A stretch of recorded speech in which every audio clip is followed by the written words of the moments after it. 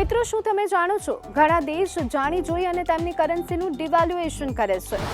ઇરાદાપૂર્વક કરન્સીનું ડિવેલ્યુએશન એ વાસ્તવમાં દેશના અર્થતંત્રને વેગ આપવાનો એક માસ્ટર પ્લાન છે।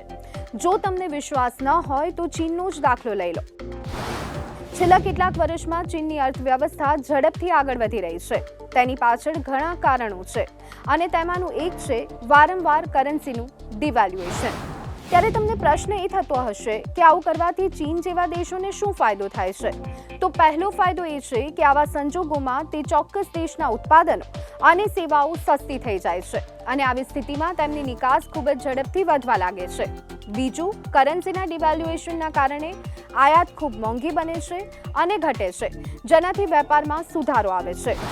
ચલણના ડિવેલ્યુએશનના કેટલાક ગેરફાયદા પણ છે, જેમ કે ફુગાવો વધે છે અને લોકોની ખરીદ શક્તિ ઘટે છે।